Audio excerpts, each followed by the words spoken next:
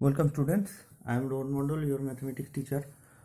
আর আমার ইউটিউবের চ্যানেলের নাম হচ্ছে ফ্যালকন বাই রোহন মন্ডল। আমি নামটা লিখে দিচ্ছি, ফ্যালকন বাই রোহন মন্ডল। এই বলে তোমরা যদি গুগলে গিয়ে সার্চ করো তাহলে আমার ইউটিউব চ্যানেল পেয়ে যাবে। তো যাই হোক, আজকে আমরা যেটা ডিসকাস করব সেটা হচ্ছে ফিফথ সেমিস্টারের একটা টপিক, সেটা হচ্ছে ওয়েভ ইকুয়েশন। আমাদের পার্সিয়াল ডিফারেন্সিয়াল ইকুয়েশন যেটা আছে ফিফথ সেমিস্টারে, সেখানটায় wave equation, heat equation and Laplace equation এইগুলোর মানে এইগুলো পড়তে হবে আমাদের। তো আজকে আমরা ওয়েভ ইকুয়েশন নিয়ে আলোচনা করব, ঠিক আছে? 2 dimensional wave equation, 3 dimensional wave equation ইত্যাদি ইত্যাদি। তো আমি আজকে ওয়েভ ইকুয়েশন কীভাবে আসে, মানে ডেরিভেশন অফ ওয়েভ ইকুয়েশন দেখবে, একদম সিলেবাসে উল্লেখ করে দেওয়া আছে যে ডেরিভেশন অফ, আমি একটু সিলেবাসটা দেখি বলি। এই যে derivation of heat equation, wave equation, তারপরে আছে ল্যাপ্লাস ইকুয়েশন, এগুলো। তো আজকে আমরা ডেরিভেশন অফ ওয়েভ ইকুয়েশনটা পড়ব।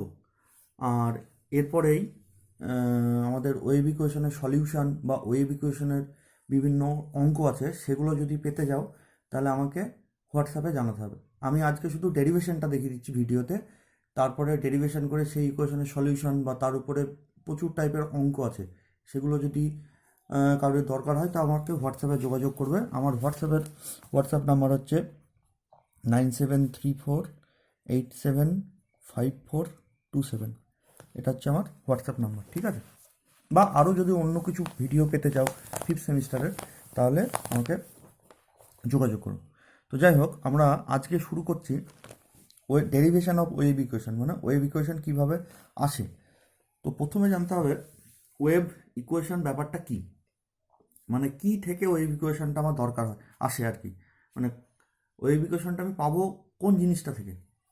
তোমরা নর্মালি দেখবে একটা লম্বা দড়ি, তার এক প্রান্ত কোথাও বেঁধে দিয়েছো আর আর এক প্রান্ত টেনে ধরে আছো, দিয়ে যে প্রান্তটা ধরে আছো তোমরা বা আমি যে প্রান্তটা ধরে আছি, সেই প্রান্তটা ধরে যদি জোরে জোরে নাড়াও, আর এক প্রান্ত তো ফিক্সড, তুমি দেওয়ালে বা কোথাও বেঁধে রেখেছো, আর উল্টো যে প্রান্তটা খোলা, সেই প্রান্তটা ধরে যদি তুমি জোরে জোরে নড়াও, তাহলে সেই যে দড়িটার মধ্যে যে একটা কার্ভ সৃষ্টি হবে, দেখবে একটা ওয়েভ সৃষ্টি হবে।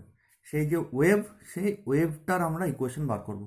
বা ধরো একটা এরকম এরকম দড়ি আছে, এরকম যে এই প্রান্তটা যদি যদি ধরে এরকম উপর নিচে জোরে নাড়াও, তাহলে এরকম একটা ওয়েভ সৃষ্টি হবে, দেখবে।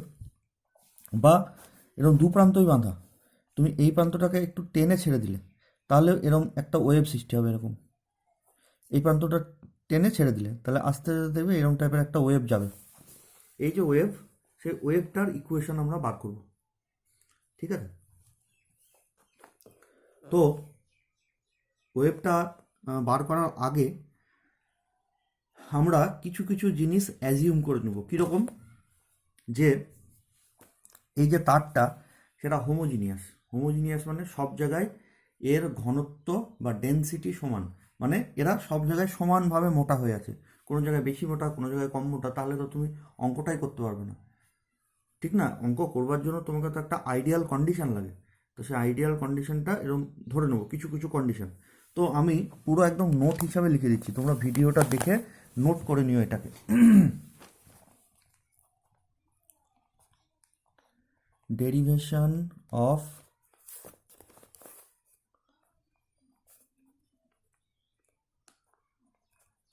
One dimensional wave equation.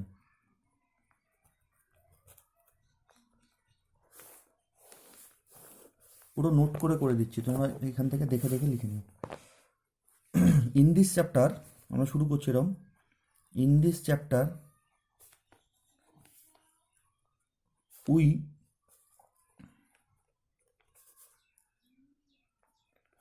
Will লিখে দিই, we will consider the wave equation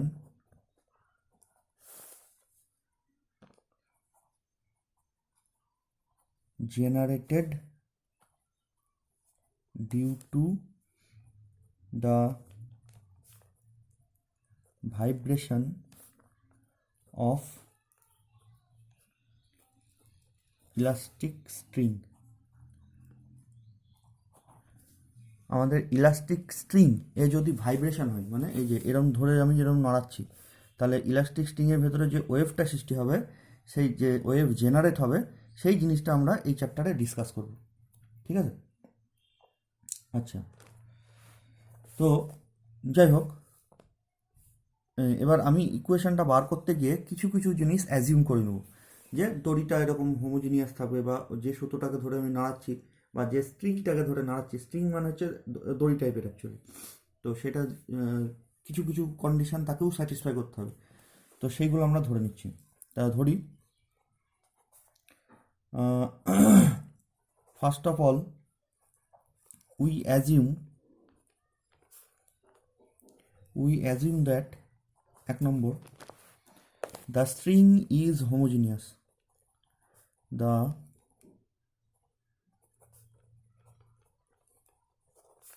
string is homogeneous.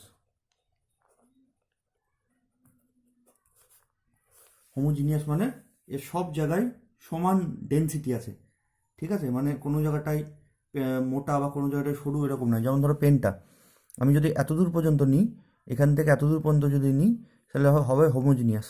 কিন্তু এর পরে যদি নিই, এর পরের পার্টটুকু যদি নিই, তাহলে কি হোমোজিনিয়াস হবে? কী করে হবে? এখান থেকে তো সরু হতে হতে চলে গেছে, তাহলে এইখান থেকে এতদূর অবধি হোমোজিনিয়াস, এখান থেকে এতদূর, পরের নিচের পার্টটুকু কিন্তু আর নিলে সেটাকে আর হোমোজিনিয়াস, গোটা পার্টটাকে আর হোমোজিনিয়াস বলা যাবে না। ঠিক আছে? দু নম্বর অ্যাজিউম করে নিচ্ছি যে the direction,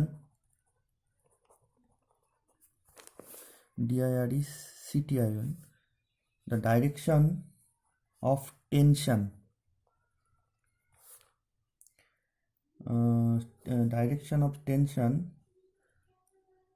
is along the tangent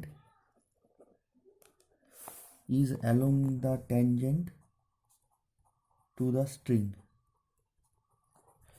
এখানটা অনেকগুলো কথা লেখা আছে, যে কথাগুলোর মধ্যে ম্যাক্সিমামেরই মানে আমরা জানি না। প্রথম হচ্ছে এই টেনশন জিনিসটা কি? টেনশন মানে হচ্ছে, ধরো তুমি কোনো একটা রাবারকে, ইলাস্টিক রাবারকে তুমি যদি টানো, তাহলে তুমি রাবারকে টানছো, রাবারও তোমাকে টানছে, তাহলে ওই যে রাবার তোমাকে টানছে সেটাকেই বলা হয় ওই রাবারটা টেনশন। এবং যে কোনো স্ট্রিং মানে হচ্ছে দড়ি বা তার যাই বলো, যে কোনো স্ট্রিংয়ের মধ্যে টেনশন আছে বলেই তুমি টানলে ও টানে। ঠিক আছে?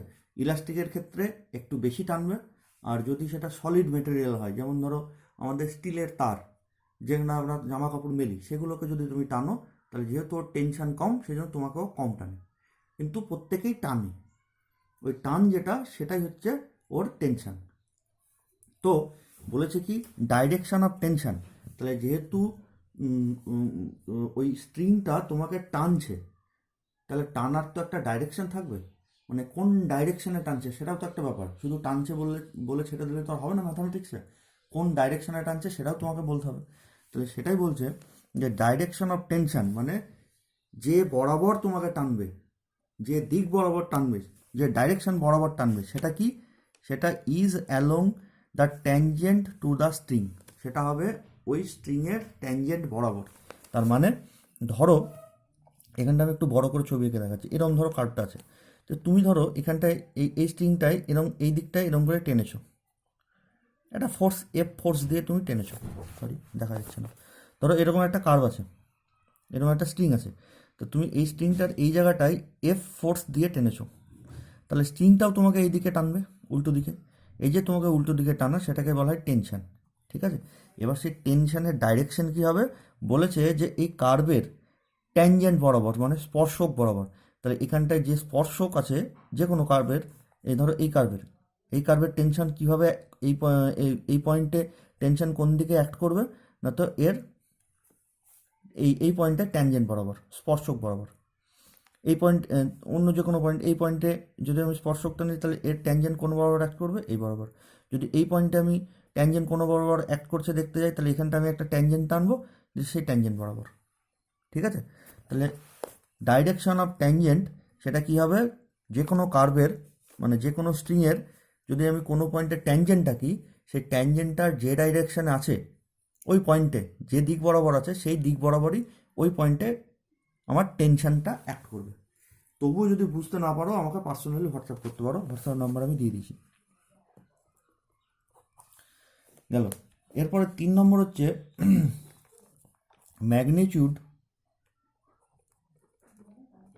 Magnitude of the tension is assume to be larger than gravity। মানে কি, এই যে টেনশন টি, এই যে টেনশনের ভ্যালু যেটা, সেটা গ্র্যাভিটির ভ্যালুর থেকে অনেক বেশি, সেটাও আমি ধরে নিচ্ছি। মানে প্রত্যেকটা স্ট্রিংয়ের তো একটা নিজস্ব ওয়েট আছে, যেটার পরিমাণ হচ্ছে এমজি। তো এই এমজি যে ওয়েট, তার থেকে টি এর ভ্যালু অনেক গুণ বেশি, যার ফলে আমরা যখন অঙ্ক করব তখন এমজিটা ক্যালকুলেশনে নিয়ে আসবো না। ঠিক আছে, কেন? কারণ না গ্র্যাভিটেশনাল ফোর্সের থেকে টি মানে ফোর্স অফ টেনশন সেটা অনেক বেশি আমরা ধরে নিচ্ছি।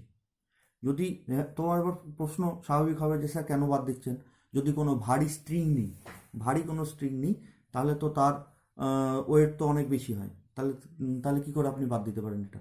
তো ব্যাপার হচ্ছে সেটা যদি হয় তাহলে সেই ভারী স্ট্রিংয়ের ক্ষেত্রে কিন্তু সেটা ওয়েভ ইকুয়েশন বলে না, সেটাকে অন্য ইকুয়েশন বলে। আমি ম্যাগনিটিউডটাকে নেগলেক্ট করে দিয়ে যে ইকুয়েশনটা পাই সেটাকেই ওয়েভ ইকুয়েশন বলে। আমি যদি ম্যাগনিটিউডটাকে ইনক্লুড করতে চাই ইকুয়েশনের মধ্যে, তাহলে সেটা কিন্তু আর ওয়েভ ইকুয়েশন বলবো না।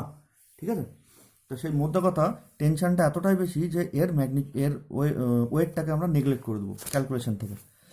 আর 4 নম্বর হচ্ছে যে there is no horizontal motion. Horizontal কোনো মোশন নেই, মানে ধরো এই স্ট্রিংটায় তুমি এরম ওয়েভ আছে, স্ট্রিংটা এরম ইয়ে করছে আর কি, ভাইব্রেট হচ্ছে, মানে এরম ওয়েভ নিয়ে নড়ছেও। তাহলে এই পয়েন্টটার কথা ভাবো, এই পয়েন্টটা একবার নিচে যাবে, মানে এটা তো এরকম হলো, একটু পরে তো এই ছবিটা ঠিক উল্টে যাবে, এরকম হয়ে যাবে। তাহলে এই যে পয়েন্টটা, এটা দেখো শুধু উপর নিচে করছে, এইদিকে কিন্তু যাচ্ছে না। যে কোনো পয়েন্ট তুমি নাও, এই পয়েন্টটার কথা যদি ভাবো, এ একবার উপরে যাচ্ছে নিচে আসছে, উপরে যাচ্ছে নিচে আসছে, বা এই পয়েন্টের কথা ভাবো, উপরে যাচ্ছে নিচে আসছে, উপরে যাচ্ছে নিচে আসছে। তাহলে যে কোনো পয়েন্টের শুধুমাত্র ভার্টিক্যাল ডিসপ্লেসমেন্ট আছে, ভার্টিক্যাল মানে লম্বালম্বি ডিসপ্লেসমেন্ট আছে, কিন্তু হরাইজেন্টাল ডিসপ্লেসমেন্ট নেই। মানে এই পয়েন্টটা কখনো এদিকে ওদিক যাচ্ছে না। দেখো, ভালো করে লক্ষ্য করে দেখো, এইখানকার পয়েন্টটা এদিকে বা এদিকে কোথাও যাচ্ছে না। তাই সেটা লিখেছি there is no horizontal motion. এই জিনিসগুলো আমি অ্যাজিউম করে নিলাম, ধরে নিলাম মানে এগুলো নর্মালি হয়। এবার আমি মেন অঙ্কে চলে আসছি। তো ধরো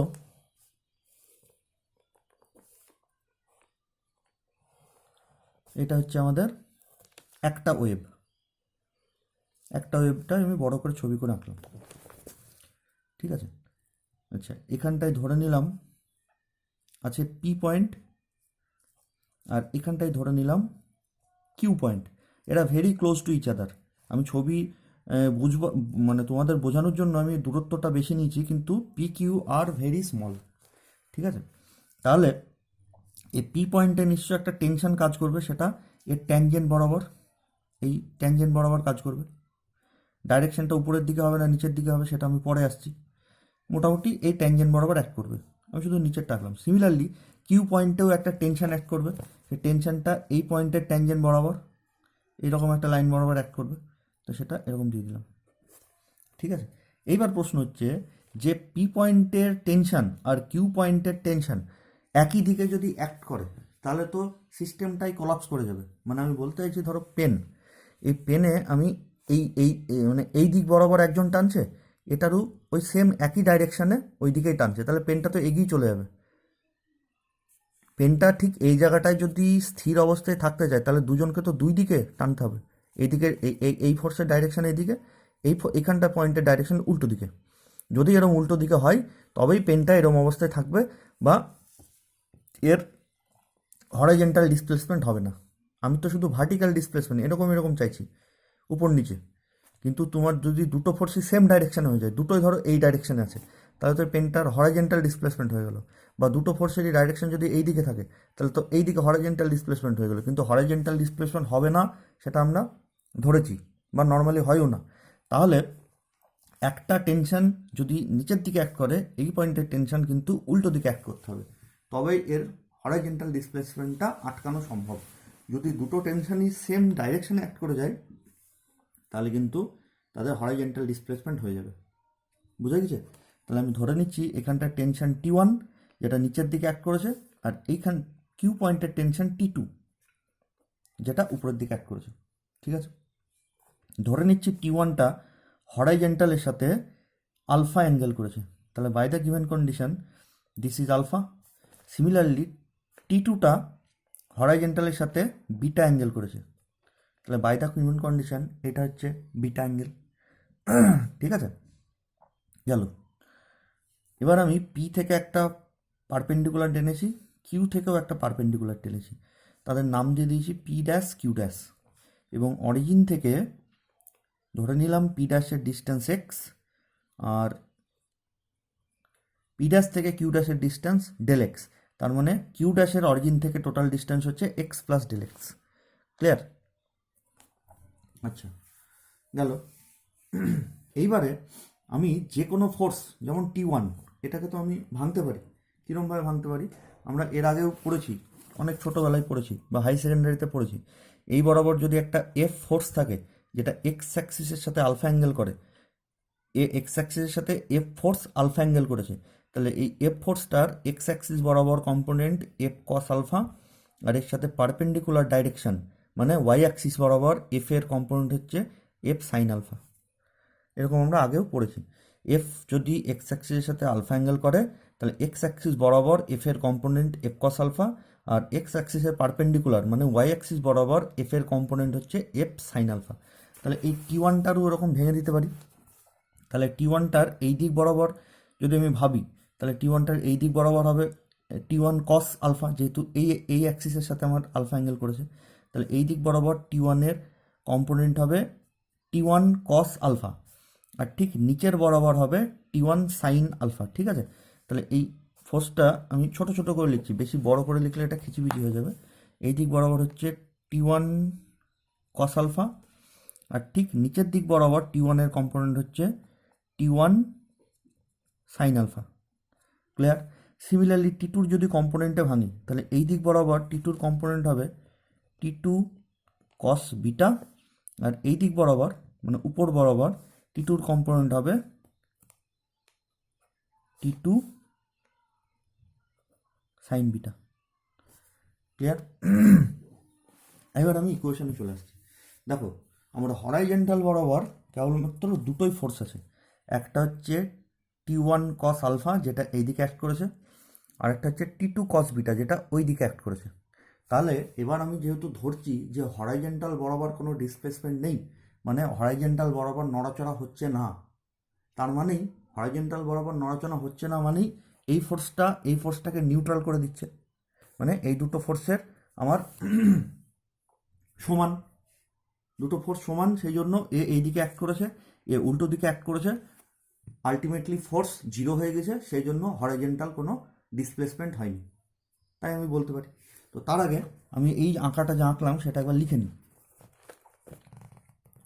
late PQ is a small part of the string, whose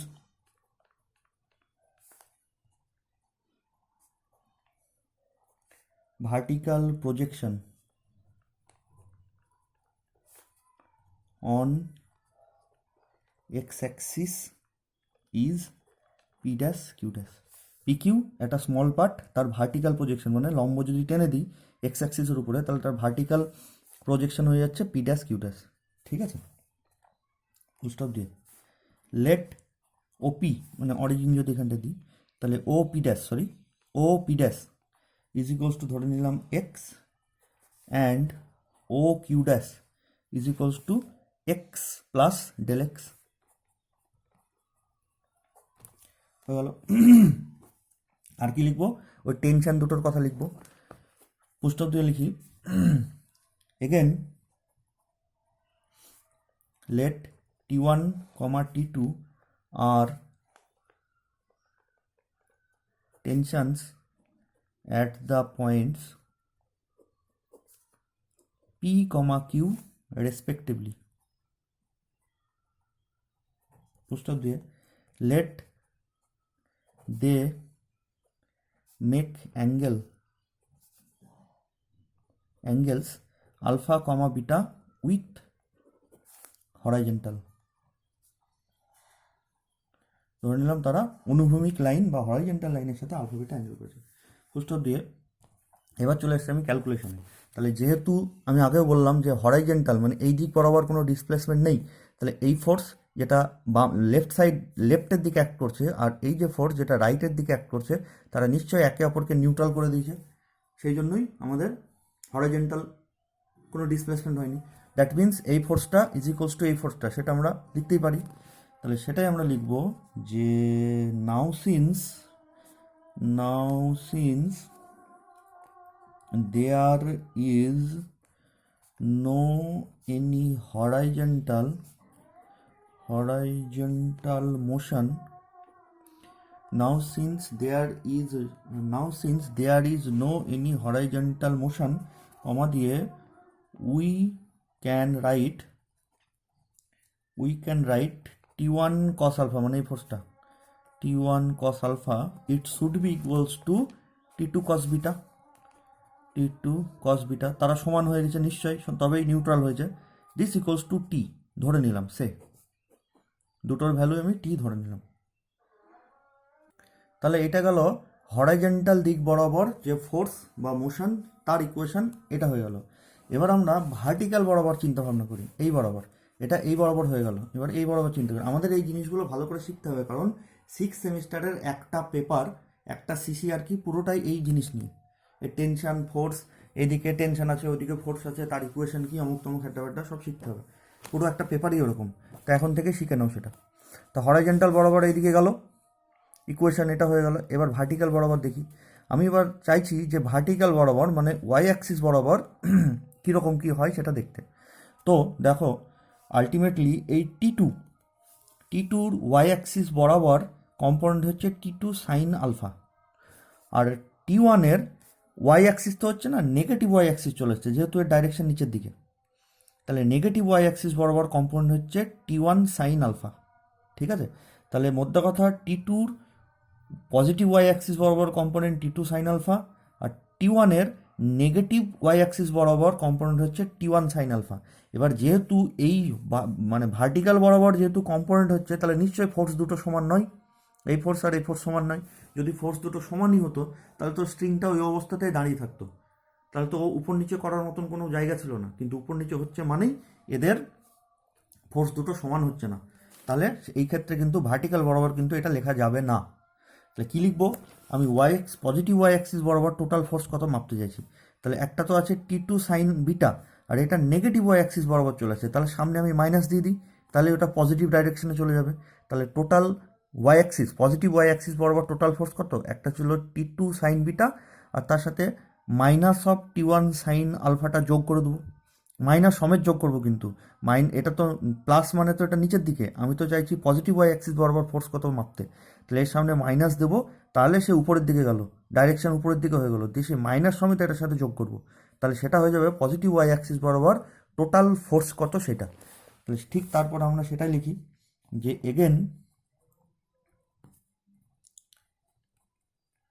vertical force acting on PQ is equals two, উপর দিকে অলরেডি ছিল t2 সাইন বিটা, আর তার সাথে এই t1 সাইন আলফাটা নেগেটিভ করে এর সাথে যোগ করবো, that means minus t1 sine alpha.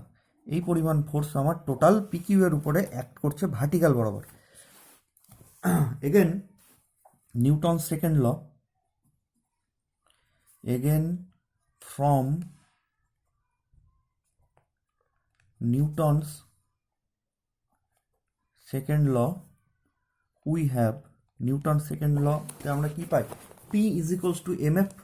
P মানে হচ্ছে ফোর্স, তাহলে force is equals to M মানে হচ্ছে মাস ইন্টু এফ মানে হচ্ছে অ্যাক্সিলারেশন, ACCLERATION। আমরা লিখতাম না P is equals to M F, এটাই ভাষায় লিখলে এরকম হবে।